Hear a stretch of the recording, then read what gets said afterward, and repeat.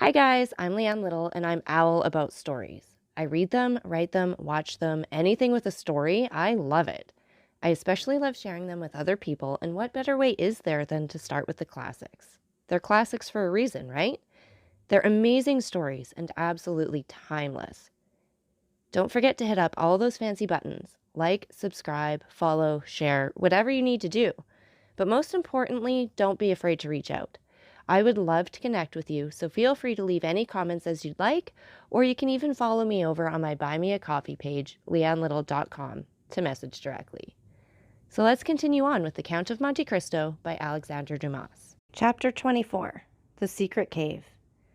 The sun had nearly reached the meridian, and his scorching rays fell full on the rocks, which seemed themselves sensible of the heat. Thousands of grasshoppers hidden in the bushes chirped with a monotonous and dull note. The leaves of the myrtle and olive trees waved and rustled in the wind. At every step that Edmond took, he disturbed the lizards glittering with the hues of the emerald. Afar off, he saw the wild goats bounding from crag to crag. In a word, the island was inhabited, yet Edmond felt himself alone, guided by the hand of God. He felt an indescribable sensation akin to dread. That dread of the daylight which even in the desert makes us fear we are watched and observed. This feeling was so strong that at the moment when Edmond was about to begin his labor, he stopped, laid down his pickaxe, seized his gun, mounted to the summit of the highest rock, and from thence gazed round in every direction. But it was not upon Corsica, the very houses of which he could distinguish, or on Sardinia, or on the island of Elba, with its historical associations, or upon the almost imperceptible line that to the experienced eye of a sailor alone revealed the coast of Genoa the proud, and Leghorn the commercial, that he gazed. It was at the brigantine that had left in the morning, and the tartan that had just set sail, that Edmond fixed his eyes. The first was just disappearing in the Straits of Bonifacio. The other, following an opposite direction, was about to round the island of Corsica. This sight reassured him. He then looked at the objects near him. He saw that he was on the highest point of the island, a statue on this vast pedestal of granite, nothing human appearing in sight, while the blue ocean beat against the base of the island and covered it with a fringe of foam. Then he descended with cautious and slow step, for he dreaded lest an accident similar to that he had so adroitly feigned should happen in reality. Dantes, as we have said, had traced the marks along the rocks, and he noticed that they led to a small creek which was hidden like the bath of some ancient nymph. This creek was sufficiently wide at its mouth and deep in the center to admit of the entrance of a small vessel of the Luger class, which would be perfectly concealed from observation.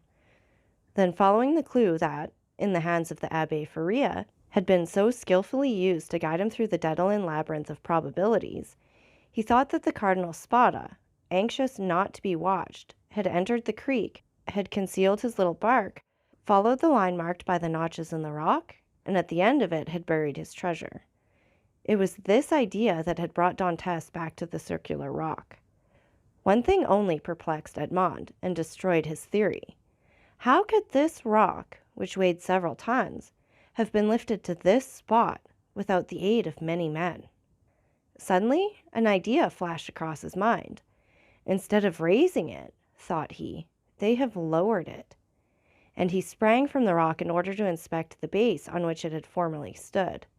He soon perceived that a slope had been formed, and the rock had slid along this until it stopped at the spot it now occupied.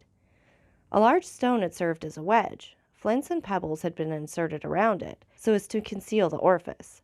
This species of masonry had been covered with earth, and grass and weeds had grown there. Moss had clung to the stones, myrtle bushes had taken root, and the old rock seemed fixed to the earth. Dantes dug away the earth carefully and detected, or fancied he detected, the ingenious artifice. He attacked this wall, cemented by the hand of time, with his pickaxe. After 10 minutes' labor, the wall gave way, and a hole large enough to insert the arm was opened.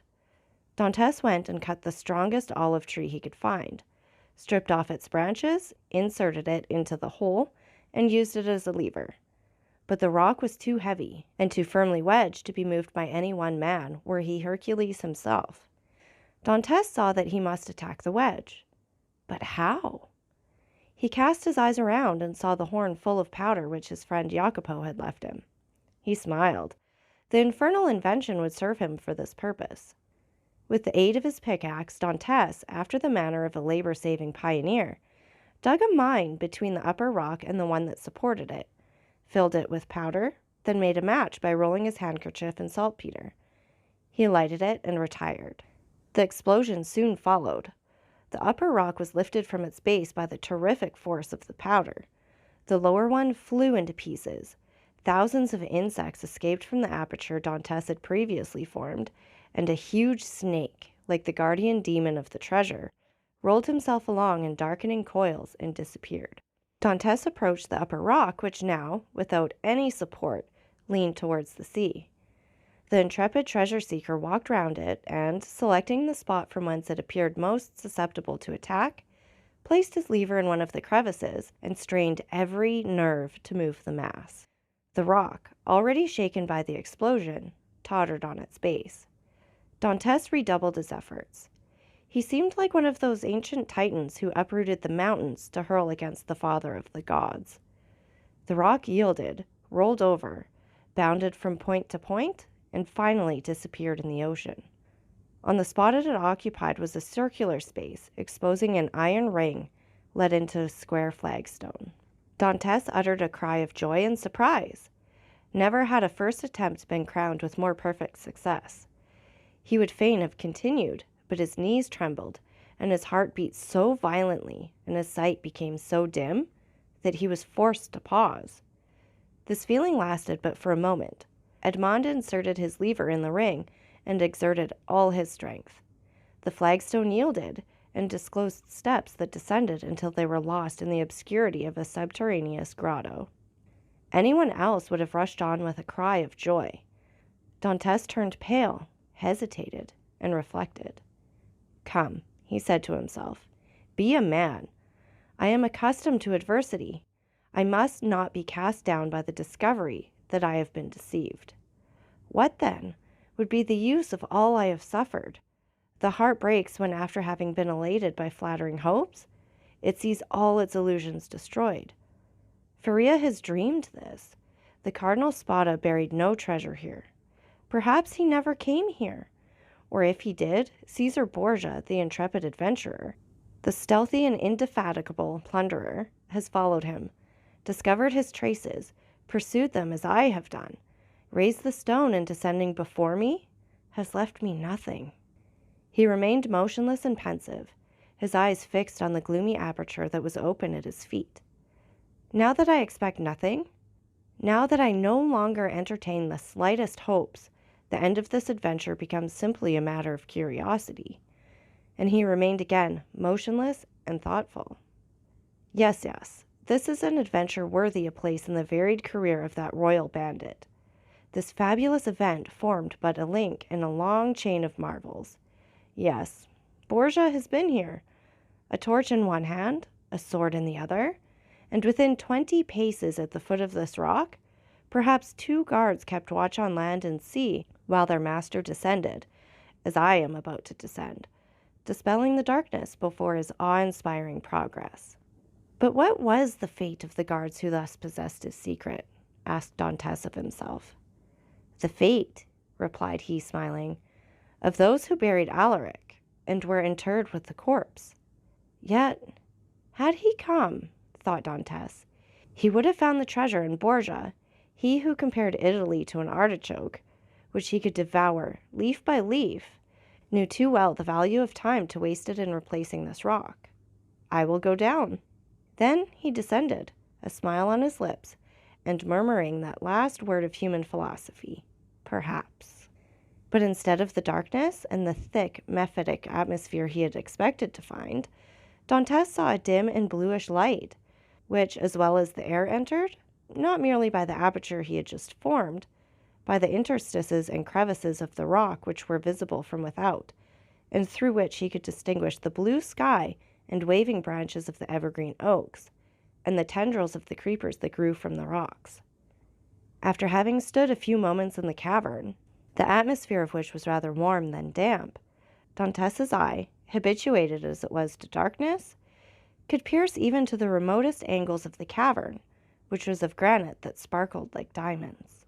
"Alas," said Edmond, smiling, "these are the treasures the cardinal has left, and the good abbé, seeing in a dream these glittering walls, has indulged in fallacious hopes."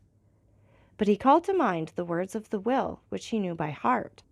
"In the farthest angle of the second opening," said the cardinal's will. He had only found the first grotto. He had now to seek the second. Dantès continued his search. He reflected that this second grotto must penetrate deeper into the island. He examined the stones and sounded one part of the wall where he fancied the opening existed, masked for precaution's sake. The pickaxe struck for a moment with a dull sound that drew out of Dantès' forehead large drops of perspiration. At last, it seemed to him that one part of the wall gave forth a more hollow and deeper echo. He eagerly advanced, and with the quickness of perception that no one but a prisoner possesses, saw that there, in all probability, the opening must be. However, he, like Caesar Borgia, knew the value of time, and in order to avoid fruitless toil, he sounded all the other walls with his pickaxe, struck the earth with the butt of his gun, and finding nothing that appeared suspicious, returned to that part of the wall whence issued the consoling sound he had before heard. He again struck it, and with greater force. Then a singular thing occurred. As he struck the wall, pieces of stucco similar to that used in the groundwork of arabesques broke off and fell to the ground in flakes, exposing a large white stone. The aperture of the rock had been closed with stones. Then the stucco had been applied and painted to imitate granite. Dantès struck with the sharp end of his pickaxe, which entered some way between the interstices. It was there he must dig. But by some strange play of emotion, in proportion as the proofs that Faria had not been deceived became stronger, and so did his heart give way, and a feeling of discouragement stole over him. This last proof, instead of giving him fresh strength, deprived him of it. The pickaxe descended, or rather fell. He placed it on the ground, passed his hand over his brow, and remounted the stairs, alleging to himself, as an excuse, a desire to be assured that no one was watching him, but in reality because he felt he was about to faint. The island was deserted, and the sun seemed to cover it with its fiery glance. Afar off, a few small fishing boats studded the bosom of the blue ocean. Dantès had tasted nothing, but he thought not of hunger at such a moment. He hastily swallowed a few drops of rum and again entered the cavern. The pickaxe that had seemed so heavy was now like a feather in his grasp. He seized it and attacked the wall. After several blows he perceived that the stones were not cemented, but had been merely placed one upon the other, and covered with stucco. He inserted the point of his pickaxe, and using the handle as a lever, with joy soon saw the stone turn as if on hinges and fall at his feet.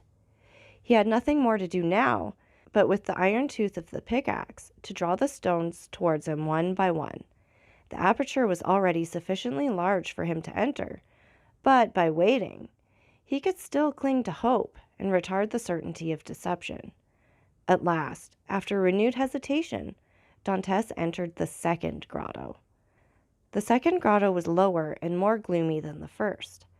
The air that could only enter by the newly formed opening had the mephitic smell Dantès was surprised not to find in the outer cavern. He waited in order to allow pure air to displace the foul atmosphere, then went on.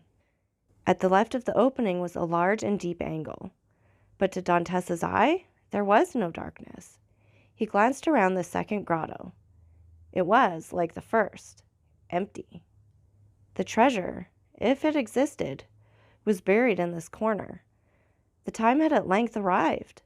2 feet of earth removed, and Dantès' fate would be decided.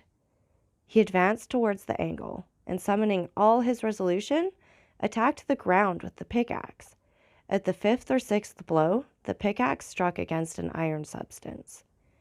Never did funeral knell, never did alarm bell produce a greater effect on the hearer. Had Dantès found nothing, he could not have become more ghostly pale. He again struck his pickaxe into the earth, and encountered the same resistance, but not the same sound. "It is a casket of wood bound with iron," thought he. At this moment, a shadow passed rapidly before the opening. Dantes seized his gun, sprang through the opening, and mounted the stair. A wild goat had passed before the mouth of the cave and was feeding at a little distance. This would have been a favorable occasion to secure his dinner, but Dantes feared lest the report of his gun should attract attention. He thought a moment, cut a branch of resinous tree, lighted it at the fire at which the smugglers had prepared their breakfast, and descended with his torch. He wished to see everything. He approached the hole he had dug, and now, with the aid of the torch, saw that his pickaxe had in reality struck against iron and wood. He planted his torch in the ground and resumed his labor. In an instant, a space 3 feet long by 2 feet broad was cleared, and Dantes could see an oaken coffer, bound with cut steel. In the middle of the lid he saw engraved on a silver plate, which was still untarnished, the arms of the Spada family, viz., a sword, en pale, on an oval shield, like all the Italian armorial bearings, and surmounted by a cardinal's hat. Dantes easily recognized them. Faria had so often drawn them for him. There was no longer any doubt. The treasure was there. No one would have been at such pains to conceal an empty casket. In an instant, he had cleared every obstacle away, and he saw successively the lock placed between 2 padlocks, and the 2 handles at each end, all carved as things were carved at that epoch, when art rendered the commonest metals precious. Dantes seized the handles and strove to lift the coffer. It was impossible. He sought to open it. Lock and padlock were fastened. These faithful guardians seemed unwilling to surrender their trust. Dantes inserted the sharp end of the pickaxe between the coffer and the lid, and pressing with all his force on the handle, burst open the fastenings. The hinges yielded in their turn and fell, still holding in their grasp fragments of the wood, and the chest was open. Edmond was seized with vertigo. He cocked his gun and laid it beside him. He then closed his eyes, as children do in order that they may see in the resplendent night of their own imagination more stars than are visible in the firmament. Then he reopened them and stood motionless with amazement. 3 compartments divided the coffer. In the first blazed piles of golden coin. In the second were ranged bars of unpolished gold, which possessed nothing attractive save their value. In the third, Edmond grasped handfuls of diamonds, pearls, and rubies, which, as they fell on one another, sounded like hail against glass. After having touched, felt, examined these treasures, Edmond rushed through the caverns like a man seized with frenzy. He leaped on a rock from whence he could behold the sea. He was alone with these countless, these unheard-of treasures. Was he awake, or was it but a dream? Was it a transient vision, or was he face to face with reality? He would fain have gazed upon his gold, and yet he had not strength enough. For an instant he leaned his head in his hands as if to prevent his senses from leaving him, and then rushed madly about the rocks of Monte Cristo, terrifying the wild goats and scaring the seafowls with his wild cries and gestures. Then he returned, and still unable to believe the evidence of his senses, rushed into the grotto and found himself before this mine of gold and jewels. This time he fell on his knees, and clasping his hands convulsively, uttered a prayer intelligible to God alone. He soon became calmer and more happy, for only now did he begin to realize his felicity. He then set himself to work to count his fortune. There were 1,000 ingots of gold, each weighing from 2 to 3 pounds. Then he piled up 25,000 crowns, each worth about 80 francs of our money, and bearing the effigies of Alexander and his predecessors, and he saw that the complement was not half empty. And he measured 10 double handfuls of pearls, diamonds, and other gems, many of which, mounted by the most famous workmen, were valuable beyond their intrinsic worth. Dantes saw the light gradually disappear, and fearing to be surprised in the cavern, left it, his gun in hand. A piece of biscuit and a small quantity of rum formed his supper, and he snatched a few hours' sleep, lying over the mouth of the cave. It was a night of joy and terror, such as this man of stupendous emotions had already experienced twice or thrice in his lifetime. So that's it for this chapter. And again, take a minute to like, subscribe, and share. And don't forget that I love hearing from all of you. So please leave any comments you'd like, or you can follow me over on my Buy Me a Coffee page, leannelittle.com. That's LIANELITTLE.com. And thank you so much for listening. Remember, it's Owl about the story. Have a great day.